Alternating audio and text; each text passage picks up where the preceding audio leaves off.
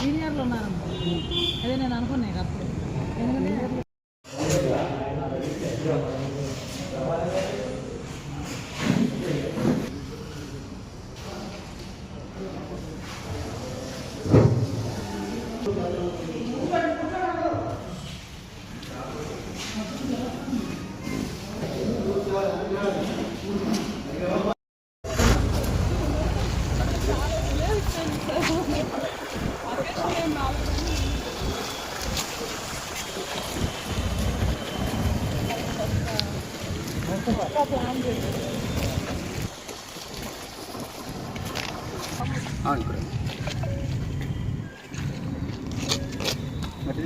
మట్టి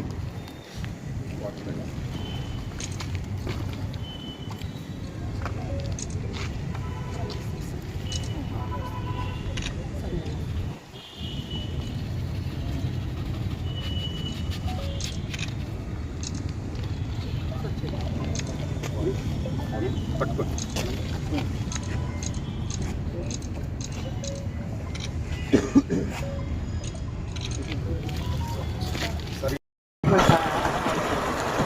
సీనియర్లు ఉన్నారమ్మా, అదే నేను అనుకున్నాయి అప్పుడు. ఎందుకంటే సభావేదిక నుంచి ధన్యవాదాలు తెలియజేస్తున్నాను. ప్రస్తుత సమాజంలో రోడ్డు మీద నడిచే వాళ్ళు ప్రతి ఒక్కళ్ళు క్షేమంగా ఉండాలంటే డ్రైవర్ సోదరుల యొక్క ఆలోచన విధానము, వారి యొక్క పరిస్థితి అనేది నిలకడగా ఉంటేనే అన్ని విధాల బాగుంటుంది.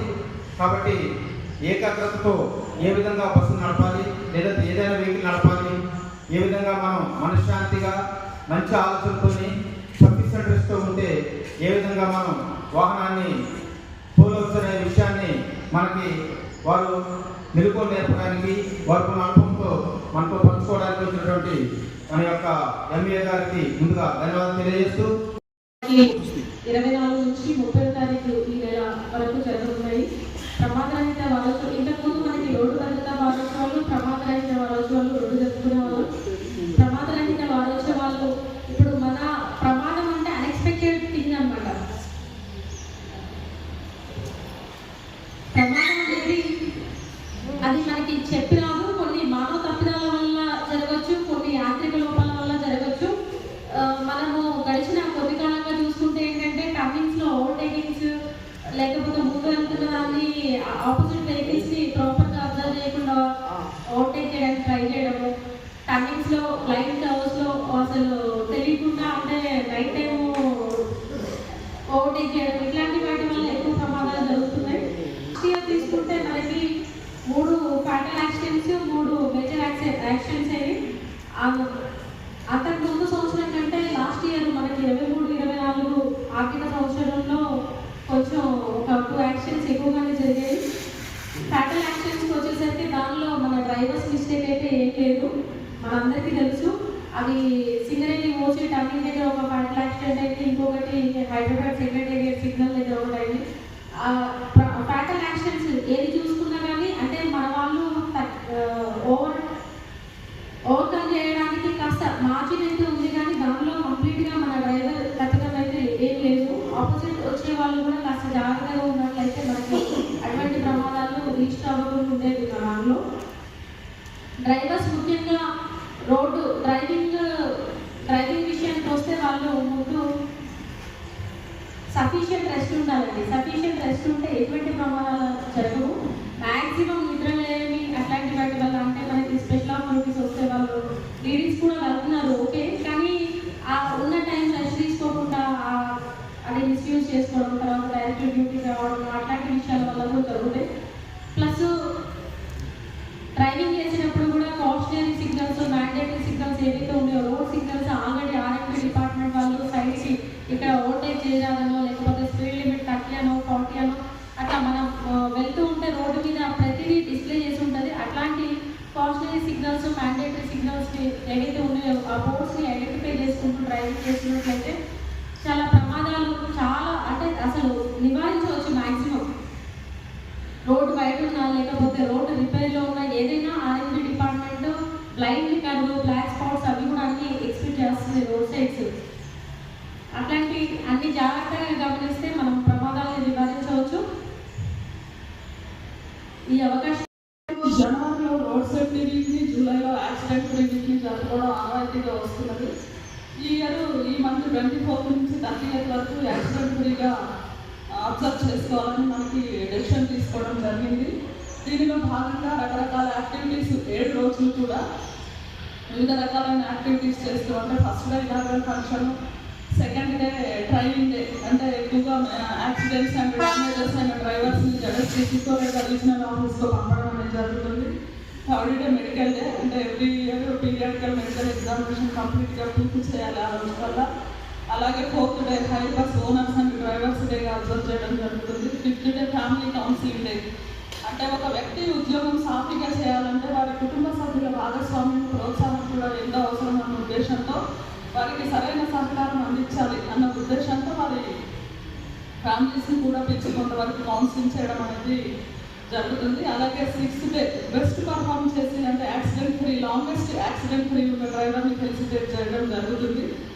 దీనిలో ఒకరోజు మెయింటెనెన్స్ డేగా కూడా అబ్జర్వ్ చేయడం జరుగుతుంది. అంటే మెయింటెనెన్స్ పరంగా బస్సుని ఏ విధంగా సరైన ఫిట్ కండిషన్లో ఉంచాలి అన్న దానిపైన మన గ్యారేజ్ సిబ్బందికి అవగాహన కల్పించడం అనేది జరుగుతుంది.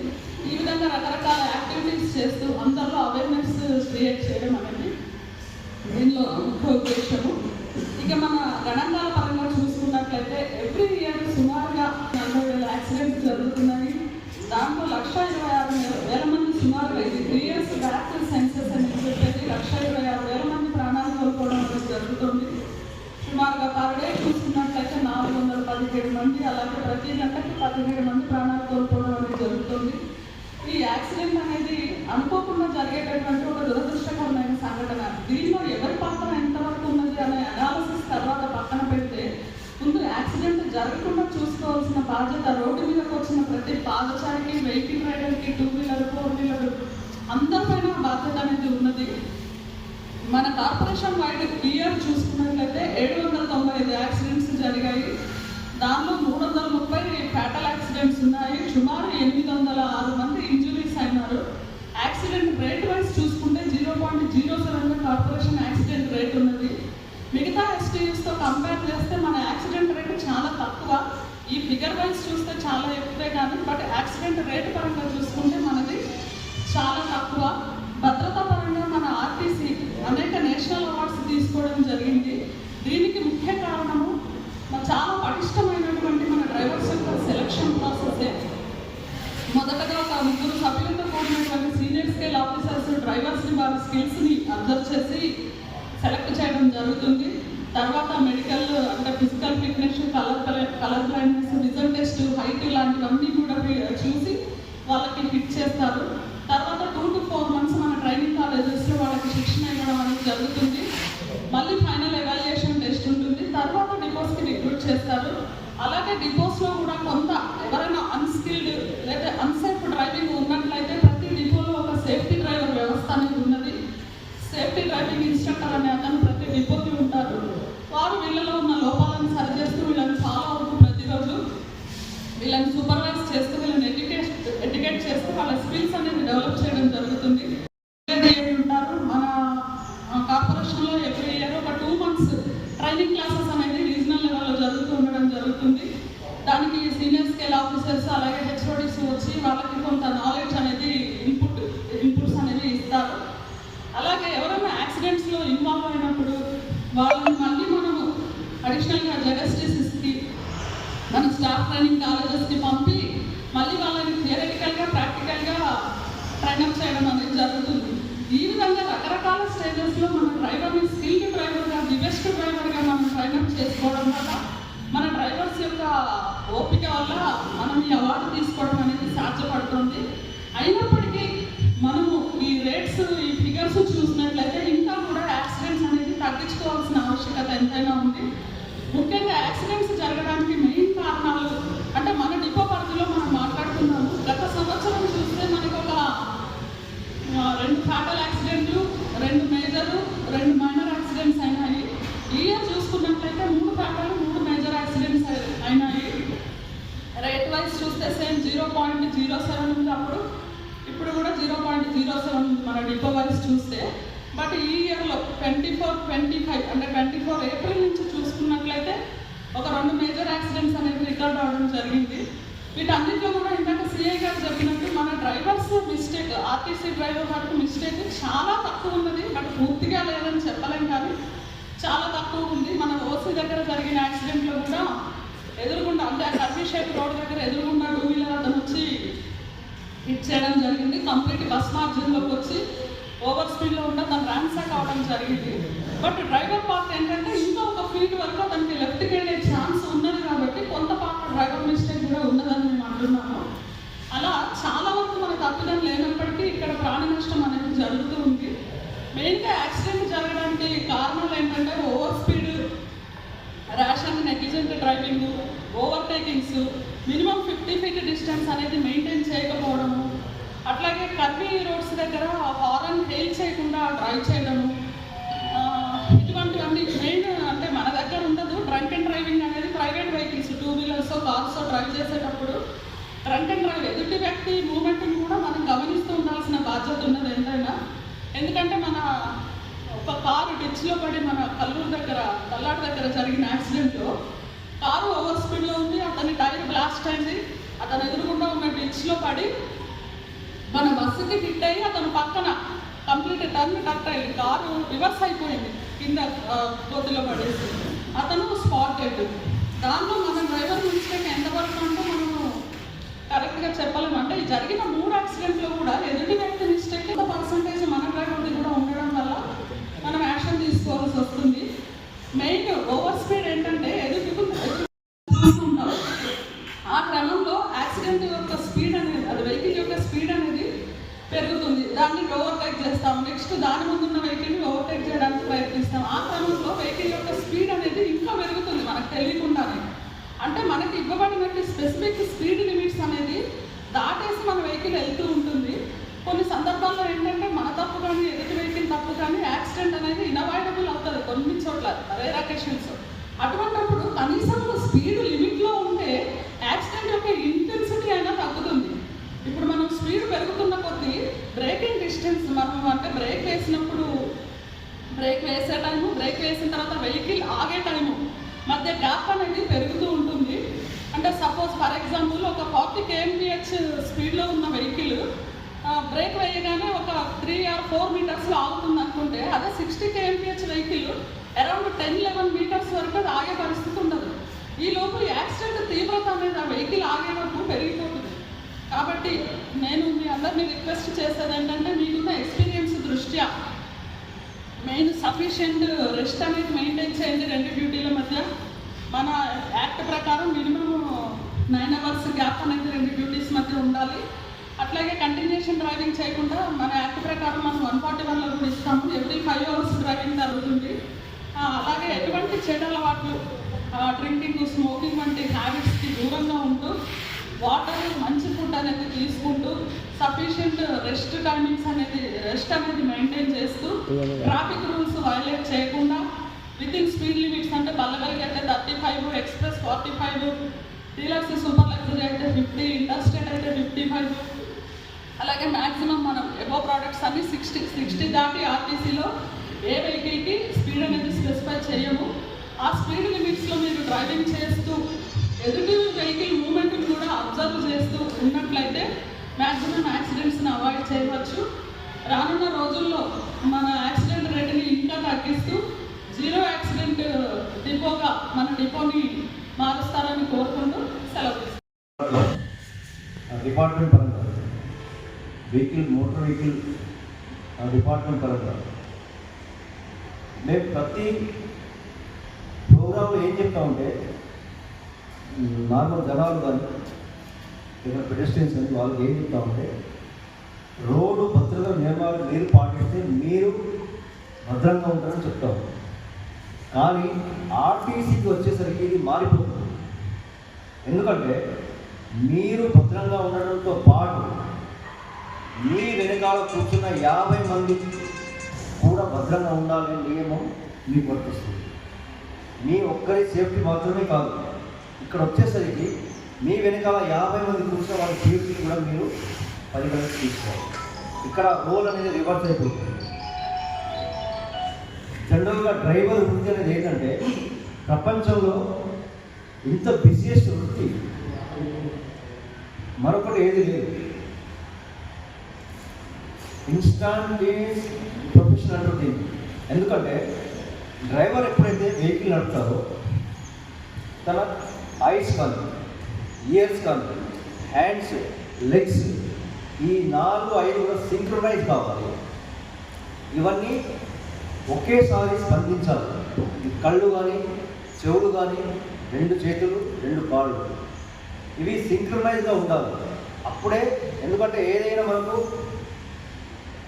వాహనం కానీ లేకుండా రోడ్ బాగుండడం కానీ లేకపోతే మనం బ్రేక్ వేయడము, స్లో చేసుకోవడం జరుగుతుంది. ఈ 3 కూడా మరి ఈ 5 కూడా మనకు ఒకేసారి పని చేయాలి. వీటిలో ఏదో ఒకటి పని చేయకుండా కానీ యాక్సిడెంట్ జరుగుతుంది. అంతటి గొప్ప వృత్తి డ్రైవర్ వృత్తి అనేది. అంటే మీరు ఏదైనా బిజినెస్ చేసుకోండి, లేకుండా పొలిటీషియన్ చూడండి, వేరే ఏదైనా మేము జాబ్ చేస్తున్నాం, ఏదో ఒకటి మిస్టేక్ ఉంటే మనకి ఏమైందంటే టైం ఉంటుంది. కానీ మీ వృత్తిలో ఏంటంటే టైం ఉండదు. ఇన్స్టాంట్ మీద టైమే ఉండదు. మీ కాళ్ళు, చేతులు, మీ చెవులు, కళ్ళు అన్నీ ఒకేసారి ఇన్స్టాంట్గా పని చేయాల్సిందే.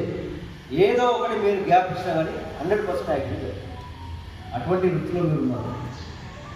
ఇప్పుడు మేడం చెప్పినట్టు మనం యాక్సిడెంట్ డాటా చూసుకుంటే దాదాపుగా మేడం 22 డాటా నేను చెప్తున్నాను.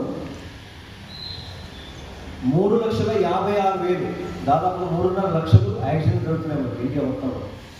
చూసుకుంటే 1,60,000 పెరిగింది. అంటే ఇక్కడ ఏమైందంటే యాక్సిడెంట్ జరుగుతుంది సంఖ్య కొద్దిగా తగ్గింది. 4 లక్షల నుండి 3.5 లక్షలు తగ్గింది. కానీ అదే సేమ్ టైంలో ఏంటంటే చనిపోయే వారి సంఖ్య మాత్రం పెరిగింది. ఇంట్లో లాజిక్ మీరు ఆలోచిస్తున్నారా? అంటే ఇంతకుముందు మనకు యాక్సిడెంట్ జరిగిందంటే ఏదో సరే హాస్పిటల్ కూడా చేరుకునేవారు. కానీ ఇప్పుడు యాక్సిడెంట్ జరిగిందంటే స్పాట్ డెడ్ అవుతుంది. దీనికి కారణం ఏంటంటారు? ఎవరైనా చెప్పండి. యాక్సిడెంట్ తగ్గినాయి కానీ మరణాలు మాత్రం పెరిగినాయి. ఏమంటారు? స్పీడ్ ఉంటుంది. కండిషన్ ఆఫ్ రోడ్ మీరు గత 10 years చూసుకుంటే రోడ్ కండిషన్ మన ఇండియాలో ఒక విధంగా ఉంటే ఇప్పుడు మీరు ఏ మండలానికి వెళ్ళినా, ఏ జిల్లాకి వెళ్ళినా, ఏ మారుమూల గ్రామానికి వెళ్ళినా రోడ్ కండిషన్ అయితే మెరుగైంది. మంచి రోడ్ కండిషన్ అయింది. కాబట్టి ఏమైంది? ఆటోమేటిక్గా మనకు స్పీడ్ అనేది పెరిగింది. ఆ స్పీడ్లో జరిగే యాక్సిడెంట్ అనేది డెత్ సంఖ్యను పెంచుతుంది. ఇది మనకు ప్రపోర్షనల్గా కాకుండా ఇంకా ఎక్కువగా పెరుగుతుంది. దీంట్లో మేజర్గా ఎక్కువ చనిపోయేవారు ఎవరంటే 2 wheelers. దీంట్లో 65% చనిపోయేవారు 2 wheelers మాత్రమే. మీరు ఏ మేజర్ యాక్సిడెంట్ చూడండి, దాంట్లో 2 wheeler అయినా చనిపోతారు. ఇంకా ఛాన్స్ ఉండదు. అంటే మీకు ఇప్పుడు ఆర్టీసీ బస్సు నడుపుతున్నారు, మీకు బాగా అబ్స్ట్రక్షన్ వచ్చేది ఎవరంటే కార్లు కానీ బైక్లు. ఎందుకు అంటే వాళ్ళ స్పీడ్ ఎక్కువ ఉంటుంది. మీరు మేడం చెప్పినట్టు మీ స్పీడు 60 కిలో ఉండాలి, 60 కాదు, లేదో 60, 55 పోతూ ఉంటుంది. కానీ అవతలైనా కానీ మీకు ఓవర్టేక్ చేసే ఆయన స్పీడ్ ఎక్కువ ఉంటుంది. ఆ కేటగిరీలో చూసుకుంటే కారు కానీ బైకులు కానీ స్పీడ్ ఎక్కువ ఉంటుంది. అందుకే మీకు ఎక్కడ చూడండి, మీరు కార్ యాక్సిడెంట్ అయినా బైక్ యాక్సిడెంట్ అయింది. ఆపోజిట్ ఏ వెహికల్ ఉండొచ్చు, లారీ ఉండొచ్చు, బస్సు ఉండొచ్చు, వేరే ఏదైనా టిప్పర్ ఉండొచ్చు. కానీ ఇంకో opposite side, other side of coin మాత్రం కార్ కానీ బైక్ కానీ ఉంటుంది. దానికి మేజర్ కారణం ఏంటంటే స్పీడ్ ఒకటే. ఇప్పుడు మనకి ఎన్ని యాక్సిడెంట్లు జరుగుతున్నాయి కదా, మనకు యాక్సిడెంట్లు జరగడానికి నేను కొన్ని స్టాండర్డ్ రీజన్ చెప్తాను. అంటే మనం కేటగిరీ వైజ్ చేసుకొని దీంట్లో డ్రైవర్లు ఎంతమంది ఉన్నారు? చాలా తక్కువ మంది వచ్చారు. లేదా ఒక ప్రోగ్రామ్ కండక్ట్ చేయాలి, మీరు డ్రైవర్ స్పెసిఫిక్ నేను క్లాస్ తీసుకుంటాను. డ్రైవర్ లేరు ఇక్కడ, మామూలుగా మెకానికల్ సిబ్బంది ఉన్నట్టు. Okay, no issue. అయితే జనరల్గా మనకు యాక్సిడెంట్ జరగడానికి కారణం ఏంటంటే అతిపెద్ద కారణం ఏదైతే మనకు ఓవర్ స్పీడ్, అతిపెద్ద కారణం. సెకండ్ పెద్ద కారణం ఏంటంటే డిస్ట్రాక్షన్. డిస్ట్రాక్షన్ అనేది ఏంటంటే మనం వాహనం నడుపుకుంటూ ఇంకా వేరే ఏదో పని చేసుకుంటాం. ఏది ఫోన్ చూసుకోవడం, మెసేజ్ చూసుకోవడం, వాటర్ బాటిల్ తీసుకోవడం, లేకుంటే ఎవరైనా పలకరిస్తే వాళ్ళకి సమాధానం ఇవ్వడం, లేకుంటే బయట ఏదైనా మనకు కనిపిస్తే దాని మీద ఫోకస్ చేయడము, లేకపోతే ఇందాక మేడం గారు చెప్పినట్టు ఫ్యామిలీ కౌన్సిలింగ్ కూడా చేస్తున్నారు మీకు దీంట్లో. అవును, ఫ్యామిలీ పరంగా ఇంట్లో ఉన్న టెన్షన్స్ కాదు, ఆ టెన్షన్స్ అని నెత్తిలో పెట్టుకొని మనం అదే రేంజ్తో వాహనం నడుపుతా ఉంటే అది కూడా ఒక డిస్ట్రాక్షన్. ఈ డిస్ట్రాక్షన్స్ అనేది మనకు మ్యాక్సిమంగా అవాయిడ్ చేయాలి. స్పీడ్ అంటే ఏముంది, మీకు ఏదో స్పీడ్ లిమిట్ డివైస్ పెడతారు, 30 అంటే మీరు 30కి పోతాం. నేను ఇన్స్ట్రక్షన్ ఇచ్చారనుకోండి, అది మనకు కిక్ పెడతారు ఒకటి, 40 నుంచి పోలేదు కదా. కానీ ఈ డిస్ట్రాక్షన్ అనేది ఇండివిజువల్, దీన్ని ఎవరు కంట్రోల్ చేస్తారంటే మీరే కంట్రోల్. వాహనం నడుపుతున్నప్పుడు సెల్ ఫోన్ వాడడం, ఎంత ఎమర్జెన్సీ ఉన్నా కానీ ఒక ఇది పెట్టుకోవాలి, మెసేజ్ ముందు డ్రైవర్కి చెప్తున్నాను. ఆ మెసేజ్ మనం కాల్ చేయకపోతే ఒక మెసేజ్ ఆటోమేటిక్ వెళ్ళిపోతుంది. ఐ విల్ కాల్ యూ అప్పుడు అంటే అది అట్లాంటి మెసేజ్ పెట్టుకోవాలి. మళ్ళీ తర్వాత నెక్స్ట్ స్టాప్ వచ్చినప్పుడు మీరు మాట్లాడుకోవాలి, అది చేసుకోవాలి. ఇప్పుడు ఏమైందంటే కాల్స్ కంటే ఎక్కువ మనకు ఏమైందంటే వాట్సాప్ అయిపోయింది. కాల్ అనేది మనకు దాదాపు ఒక 10 నిమిషాలు ఒక కాల్ వస్తుంది అనుకున్నాం, కానీ వాట్సాప్ మెసేజ్లు నిమిషానికి 20 వస్తుంది. అన్ని గ్రూపుల్లో ఉన్నారు, మీరు ఉన్నారా? అన్ని గ్రూపుల్లో ఉన్నారు, అన్ని పనికిరాని గ్రూపులు. ఏమైనా పనికి వస్తాయి, ఏ ఒక్కరి పనికి రాదు, చూసుకోవడం తప్పిస్తుంది. కానీ అది పెద్ద డిస్ట్రాక్షన్ అన్నట్టు. మెసేజ్ రాగానే మనం చూసుకుంటాం ఏమొచ్చింది, అక్కడ డిస్ట్రాక్షన్. ఈ వాటర్ బాటిల్లో సంథింగ్ ఏదైనా పక్కన ఏదైనా మాట్లాడుతున్నా అట్లా మాట్లాడదు, అదే డిస్ట్రాక్షన్. ఈ డిస్ట్రాక్షన్ అనేది మీరు అవాయిడ్ చేయాలి. సెకండ్ ఏంటంటే, మూడోది ఏంటంటే, ఎప్పుడైతే మనం బండి నడుపుతామో అప్పుడు 100 మీటర్స్ విజిబిలిటీ మనకు ఉండాలి. ఒకటి స్టాండర్డ్ పెట్టుకోవాలి. ట్రాఫిక్ ఉండని, కర్వ్ ఉండని, టర్నింగ్ ఉండని, లేకుంటే వేరే రోడ్ బాగుండకపోనేది 100 మీటర్లు మీకు రోడ్ క్లియర్గా ఉందా లేదా, లేకపోతే మాత్రం బ్రేక్ వేసుకోవాలి. ఇది పాటించారనుకోండి యాక్సిడెంట్ కాదు. 100 మీటర్స్ లోపల మీకు ఏ వాహనం రావట్లేదు, ఆపోజిట్లో కానీ ముందు కానీ, లేదా రోడ్ కండిషన్ బాగానే ఉంది, లేదా మీకు వేరే వాహనాలు కానీ ఇంటర్ఫరెన్స్ లేదు, 100 మీటర్స్ లేదా టర్నింగ్ ఉంది. టర్నింగ్లో ఏం చేస్తామంటే మనకు 100 మీటర్స్ విజిబిలిటీ ఉండదు, కాబట్టి అక్కడ కంపల్సరీగా మనం స్లో చేసుకోవాలి. ఈ 100 మీటర్స్ విజిబిలిటీ ప్రిన్సిపల్ పాటించాలనుకోండి మ్యాక్సిమంగా మనకు యాక్సిడెంట్ అవుతుంది. ఏమైతే స్పీడ్ తగ్గుతుంది, speed is directly proportional to accident.